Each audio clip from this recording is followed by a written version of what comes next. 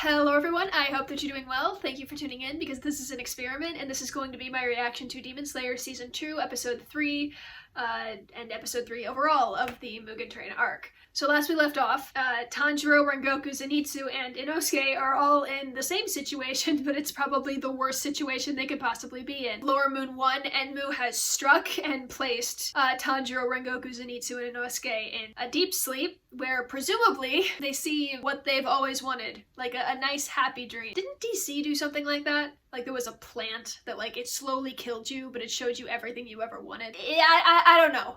Bad news, I have not memorized the intro yet. So, allow me to direct you to the last time that I tried to memorize Japanese lyrics to an opening. I don't know the words. I don't know any of the words. The Attack on Titan 1 was in English, so it was easier to follow along. I don't know anything about this one because there are no subtitles.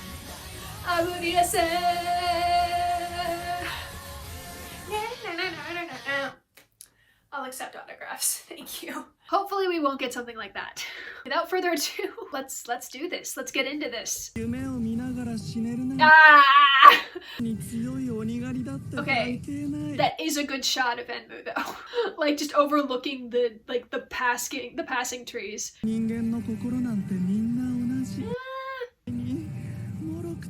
Oh, you meant physically. Konkorori. That is just awful.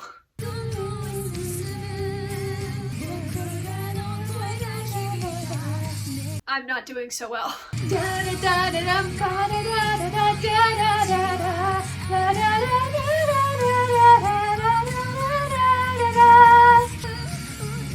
I can't wait for that. Oh right, this guy's going into Zenitsu's mind. Let's see what's actually here. Because they barely touched on it. There were maybe like 10 minutes, maybe, dedicated to... Oh, it's pretty. It's so pretty. What's a chaplet? Like a flower crown? Oh, she's so cute! She's so cute! This is really cute and wholesome. And he can just... Oh, so sweet! That might be the thumbnail right there. Oh, they're all falling in the same sea. That's interesting. I guess the same spell.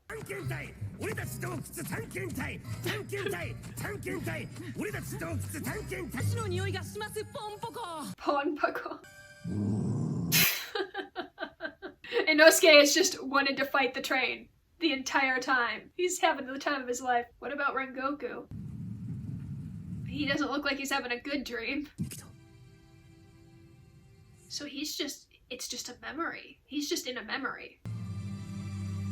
That was probably one of the proudest moments of your life, wasn't it? Yeah. I was hoping that since it was a dream... Shut up! Okay, you nihilistic old man. No, don't lie to the kid. Yeah, he saved those bento sellers.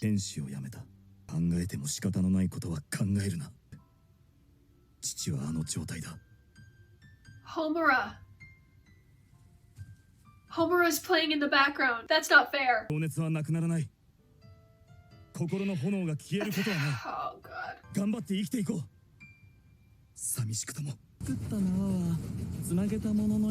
Aren't they made of you? Yeah, underhanded. Maybe it's because he's so cautious, but he gets the job done, and that's why he's the strongest of the lower moons. And why he was able to convince Muzan to help him. Crippled, or will they die? Whoa. Man, that's beautiful. Yeah, he fuels his own fire, I think. Another reactor said that. One of the best. Hell yeah! Now who's crippled? Oh my god, Rengoku. Just off the charts, instincts 100. Reaction time 100. Level over 5,000. Like... Yeah! Now back to just the sadness. It seems like Tanjiro's family is kind of poor, you know? Just from the way that they're living, but they're like self-sustaining, and I love that. You're already having doubts, aren't you, buddy? Oh. Thought it was... You're kind of still in there. It might be harder for this sick guy, the one who's tied to Tanjiro. It might be harder for him to find the spiritual... Oh. Since Tanjiro moves a lot, technically the borders of the dream world move with him, so this poor guy might have a hard time keeping up. Oh, jeez. You know, his subconscious is trying to convince him. Oh! Oh my gosh! Whoa. That was so much cooler than the movie. Nezuko-chan. I love how she just sees, like, what Rengoku was doing and just went, and goes, huh. Like, yes, those are two humans that are fighting. Should I stop it? No. Oh, he's so cute. Nope. Tanjiro's head is too hard for that.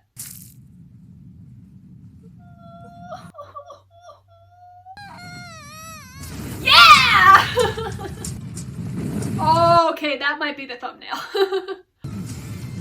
Hell yeah! Let's do this! Yeah, this is moving a lot faster than I thought. And this sick guy still hasn't found his spiritual core. When does he find it? Or if he finds it. No! That's playing dirty, Enmu! How dare you! You're showing him the one dream that he wants more than anything, for Nezuko to be a human, because he knows that this impossible dream is impossible.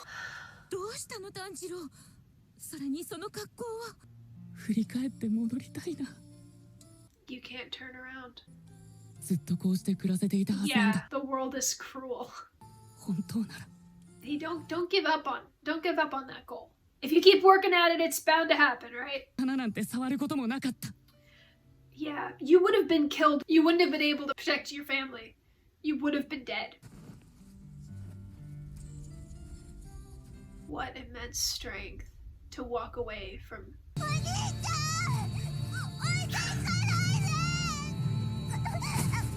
Oh, come on.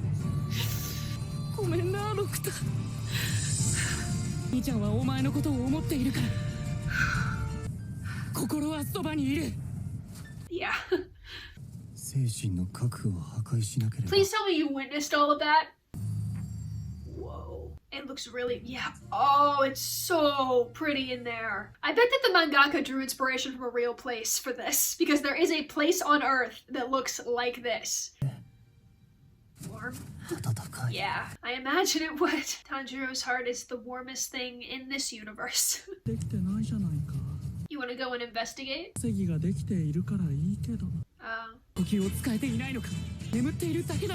Well, why don't you try? His dad! Oh jeez, the chills that just went through my body. Is he gonna try to find an edge and cut through it himself?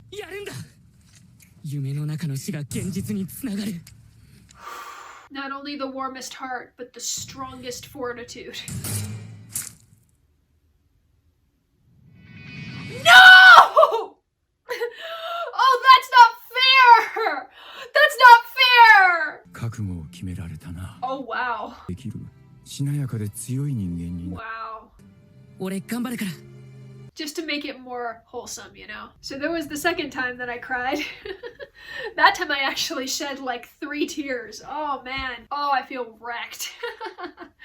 Oh, but that's Demon Slayer for you. I know that I'll cry for many more episodes to come. So who do I talk about, really? Tanjiro must have some sort of sixth sense that like has already been instilled in him. It can't just be the fact that he knows the Hinokami Kagura, but like it seems like Inosuke and Zenitsu have not been made aware of anything that's been happening. Now, Inosuke has like some sort of spatial awareness or something. I don't know. In the Mount Nanagumo arc, where they were dealing with the spider demons, he put his swords in the ground and then literally sensed outward and found the spider demon that way. So I feel like Inosuke has some sort of like, I don't know, like maybe it's just animal instinct or something. Inosuke specifically, it's like, how could he not tell what's wrong? As for Zenitsu, he can hear things. Maybe Enmu's just so enhanced in his craft that he's able to basically give Zenitsu the exact types of calming sounds that would not alert him to his presence inside of a demon dream world.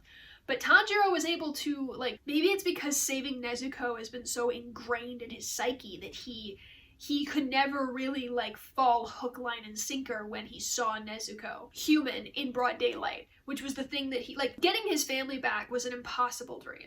But it's one that he wanted more than anything. But then he is confronted with the dream that he wants in reality. And that's enough to actually snap him out of it, because he knows, like, Nezuko being human is what I want most of all. So because I want that, it's easier to believe that my family isn't real. And then when that kid I knew it was gonna happen, but when that kid ran out, "Don't leave us behind," I was like, oh, yep, here they come. Sadness. But yeah, no, Tanjiro. I'm so glad that they put like a little wholesome part at the end of the episode, because just think like Tanjiro's dad just appearing to him and going, "To get out of this dream, you need to slash your neck." Like, geez. I know, it's again like it's Tanjiro's psyche working like for him and in his favor, but it's his dad. Like, he hasn't seen his dad in a long time. But yeah, no, that place that the sick guy visited is actually a real place. I think it's in Bolivia, I'm not sure though. I trust my editing self to find the exact place and location. Thank you so much. So moving on to the ones that I guess I want to talk about a bit more. Enmu. So I don't like Enmu. And there are a few other demons down the line that I don't like. Like I'm just very averse to, but for different reasons, I suppose. But I mean, despite all of that, they're all magnificently made characters, and any chance I get to learn more about them is like, thank you so much. So, right, talking about Enmu. His fighting style, again, it's kind of reinforced here that he's underhanded, he's cunning, he knows, like, he's confident in his own abilities, but the reason why he has survived as long as he has is because he's cautious. While he was even waiting on the train, he was like, well, I mean, none of them have destroyed the spiritual cores yet, but I'm not going to go and interfere because they're still technically buying me time. Basically, Enmu would survive a horror movie because he just has enough cautiousness to not go and intervene himself because he's confident in his own abilities. One of the things that about Enmu that intrigues me though is the fact that he knows how humans work because of the dream blood demon art that he has. He knows that the soul of a human is basically the spiritual core, and that everybody is the same because they all have this same core. And because he's broken it so many times, it's like he knows how fragile they all are. So he must know, like, what is important to humans. I feel like there's some sort of, I think I had a discussion about this in the second episode of My Hero Academia that I reacted to on this channel. I talked about All for One being a dark empath. I feel like Enmu is the same. Enmu is also a dark empath because seeing so many people's dreams and knowing how exactly to implant like good dreams and bad dreams into people's souls, I see that he's very good at doing good dreams, but like that must mean he's capable of doing bad dreams as well.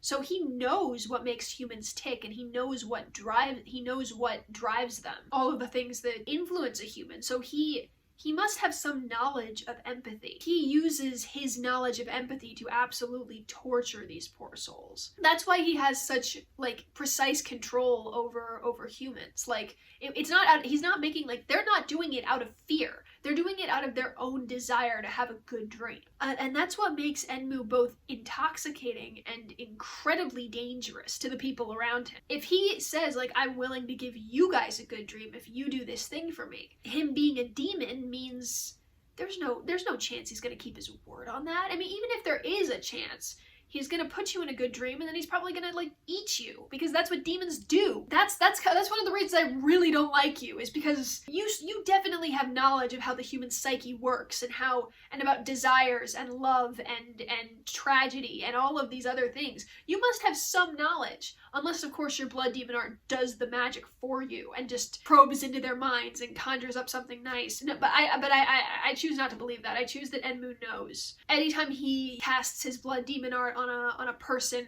he knows, like, somehow what to do, what to give them in order to have them sleep peacefully, you know, or fitfully, whatever it is. And that's the scary part. I feel like some of the scariest human beings out there are the ones that actually know what it means to suffer, and what it means to love, and what it means to do all of these things, but uses that for bad, like to make humans suffer. Those are the worst kinds of people. And that's why I don't like Enmu. Moving on. Next episode is insult. I can think of an emotion that's going to happen during the next episode, and I'm not jazzed. Finally, we're going to talk about Rengoku. Like, again, I couldn't really say much about Rengoku last episode because, first of all, I was still in shock. This episode is the episode where the Mugen Train hype just sort of wore off on me, because now I can, like, accurately describe Rengoku. Rengoku didn't get a good dream. By all accounts, his dream was probably the worst. And to be honest, if I were in Rengoku's position, that would be a nightmare. Going up to your father and telling him, hey, I became a Hashira, one of the most powerful demon slayers in the core. And then having your former Hashira father saying, so what? So what if you became a Hashira? You're still not going to amount to anything, you worthless human being. Like, come on. That would be the worst day of my life, probably. To not receive validation from my dad. Like, jeez. But then to go over to his little brother. Oh, Dad must have finally acknowledged you. Do you think if I become a Hashira, he'll acknowledge me too? Rengoku didn't pull any punches. He was like, listen, you're going to be somebody great because I believe in you. Not Dad, I believe in you. That was further enhanced by the fact that when this girl found his spirit, like his subconscious, everything was burning. Everything was on fire, and it took her a while to get to the spiritual core, which was burning red and blazing hot. And that's supposed to basically tell you that I don't think Rengoku can mentally get knocked down. Like, I don't think if you try to insult him, it will work. Because Rengoku is a very rare type of human being. Not in the Demon Slayer universe. I mean, like, just as a person, he is rare. Because he is, like, basically keeping himself ablaze. Like, his soul. He is keeping himself motivated. And there are so many people out there, like his little brother, that crave validation and motivation from other people. And I'm not saying that's a bad thing. It's not. It helps to lean on other people and rely on them to help you. And it's incredibly kind and wonderful to give other people help. Like you give other people help. I mean, that's how humanity moves forward. It doesn't happen based on the will of one person. So I'm by all means, I'm not saying that seeking help or validation or motivation from other people is a bad thing. It's not. It's human. Even while Rengoku was asleep in his dream world, he had control, some semblance of control over his surroundings, because he keeps his own flame burning by his own motivation, his will of his soul alone. Even though he was surrounded by what was probably a devastating memory, he still felt fine. He still felt the best he's ever been. Because he is motivating himself. He is moving on by himself. It's nice when people compliment him, of course, and of course he leans on other people to help him, but that's not technically what I'm saying. Rengoku is a force of nature unto himself. His soul is on fire. He has a blazing soul. Nothing will ever bring him down, so he's always in this constant state of, I will do this. I will do this, this will happen because I have the confidence I need in myself, always. And that's how he was able to catch up to that demon at the station. That's how he was able to, in his sleep, freaking chokehold this girl. He's a force of nature. Like, that whole sequence that Enmu gave him was technically a good dream, because, first of all, he got to comfort his little brother and he got to see his little brother again, which is lovely. But also, his heart's already burning at 1,000,000 miles an hour. If it's bad, so what? I know I can do things, so I'm already feeling good. Ha ha! Ha ha! But his little brother is cute, little Senjuro. I don't know, I hope that Shinjiro finally, I don't know, comes to see the error of his ways or something. Us seeing Shinjiro as a Hashira in the first episode was there to basically like prepare us for this episode where this happens. It was also nice because it did something for Rengoku. It basically reminded Rengoku that his father was once a great Hashira, and that Rengoku is still striving to be like that great Hashira, who might be gone now, but he still exists inside Rengoku's memory and in Senjiro's memory.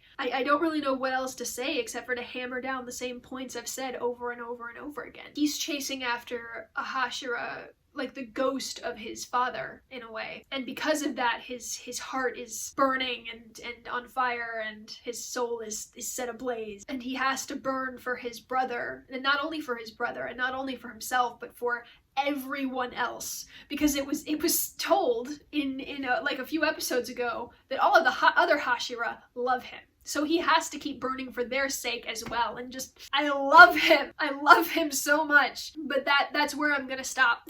So be sure to like and ding the bell for notifications and subscribe. You don't have to, but I am trying to make this a source of income for me, so it would be super, super, super cool.